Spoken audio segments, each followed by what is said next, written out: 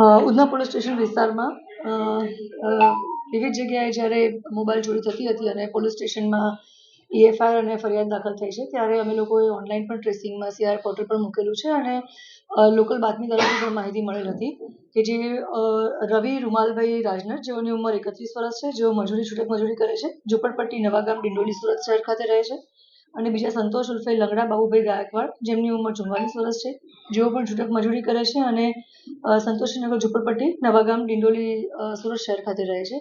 આ બંને જણા વિવિધ માર્કેટો, ભીડભાડવાળી જગ્યા, BRTS જેમ કે નવરાત્રી છે કે કોઈ પ્રસંગ ગણપતિજીનો જે ઉત્સવો હોય છે, જ્યાં ભીડભાડવાળી જગ્યા છે ત્યાંથી આ મોબાઈલની ચોરી કરી અને અલગ અલગ જગ્યાએ વેચતા હતા.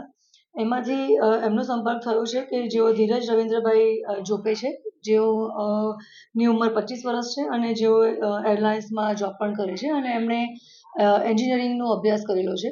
એમણે એવિયોનિક એક્સપર્ટ છે તેઓ અને એરક્રાફ્ટ મેન્ટેનન્સ એન્જિનિયરિંગમાં કામ કરે છે, જે આ ધીરજ છે તે. અને છેલ્લા 1 વર્ષથી એમને દિલ્હીથી અહીંયા એરલાઇન્સમાં ટ્રાન્સફર થઈ હતી. સુરત એરપોર્ટ ખાતે ધીરજ જોબ કરે છે છેલ્લા 1 વર્ષથી.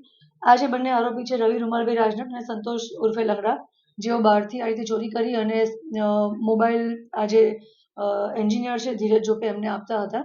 ધીરજ જોપે વિવિધ ટૂલ્સનો ઉપયોગ કરી, જેમ કે ઓનલાઈન પણ ટૂલ્સ છે, બીજા ટૂલ્સ ખરીદી અનલોક ટૂલ્સ છે, જેમાં સેમ FW ટૂલ્સ છે અને 3U ટૂલ્સ પણ એમના લેપટોપમાંથી મળી આવેલ છે પોલીસની તપાસ દરમિયાન. વિવિધ ટૂલ્સનો ઉપયોગ કરી અને ફોનને અનલોક કરવો, એના વિવિધ સ્પેર પાર્ટ્સ લેવા, વિવિધ સ્પેર પાર્ટ્સ અલગ કરવા, મધરબોર્ડ અલગ કરવું, એ બધા નાના સ્પેર પાર્ટ્સ અલગ કરી અને વિવિધ માર્કેટમાં પણ એ વેચતા હતા. અને કોઈ ગ્રુપ હોય, WhatsApp ગ્રુપ્સ, જેમાં કોઈ પોતાની ડિમાન્ડ મૂકે કે મારે મોબાઈલનું આ સ્પેર પાર્ટની જરૂર છે કે મધરબોર્ડની જરૂર છે કે બીજા કોઈ સ્પેર પાર્ટની જરૂર છે, તો એનો કોન્ટેક્ટ કરી અને આ ધીરજ ઉર્ફે રવિન્દ્રભાઈ જોપે છે એ એમને પ્રોવાઈડ કરતા હતા. પોલીસને ઇન્ફોર્મેશન મળી હતી કે આ ધીરજ રવિન્દ્રભાઈ જોપે કે જેઓ એન્જિનિયર છે અને આ રીતે કામ કરી રહ્યા છે. ત્યારે પોલીસે એમના ઘરે જઈને સર્ચ કરતા આશરે 250 જેવા 250 જેવા મોબાઈલ એમના ત્યાંથી મળ્યા છે અને પોલીસે કબજે કર્યા છે અને આરોપીને પણ અમે અટક કર્યા છે. 264 જેવા મોબાઈલ અમને મળ્યા છે ત્યાંથી. સાહેબ, આ જે છોકરો છે એરપોર્ટ પર નોકરી શા માટે આ પ્રકારનું કરતો હતો અને એને આ વિચાર ક્યાંથી આવ્યો?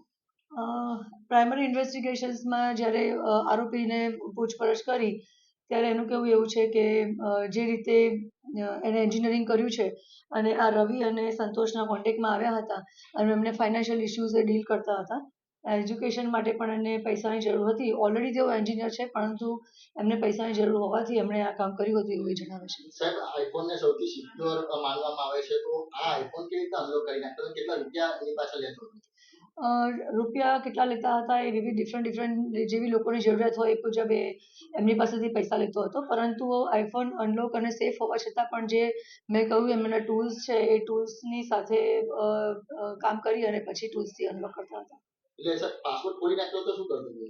પાસવર્ડ ખોલી નાખવા માટે થઈને જે મેં કીધું એ ટૂલ્સનો યુઝ કરી અને મોબાઈલનો પાસવર્ડ ખોલી અને પછી આખું હાર્ડવેર પણ એ અલગ કરી અને સ્પેર પાર્ટ્સ અલગ કરતા હતા. મેમ, એરપોર્ટમાં કેટલો પગારદાર હતો અને એને પછી આ પ્રકારે કામ કરતો હતો?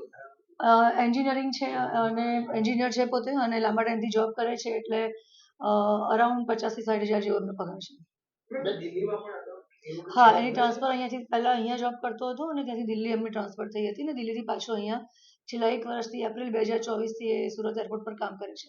ચોરોની અને આ જે એન્જિનિયર છોકરો છે એની મુલાકાત કેવી રીતે થઈ? બહુ ટાઈમ પહેલાં જ્યારે 1 વર્ષ દિલ્હી એમની આરોપીની જે ટ્રાન્સફર થઈ એ પહેલાં જ્યારે એને જરૂર હતી સેકન્ડ મોબાઈલની, ત્યારે એ ત્યાં માર્કેટમાં ગયો હતો જ્યાં સેકન્ડના મોબાઈલ મળે છે અને એ માર્કેટમાં જ એને આ રવિ રૂમાલ રાજનર અને સંતોષ ઉર્ફે લંગડા બાબુભાઈ ગાયકવાડની મુલાકાત થઈ હતી. ના, એ મોસ્ટલી આ બધું કામ એમના ઘરેથી કરતા હતા પ્રાઇમરી ઇન્વેસ્ટિગેશનમાં.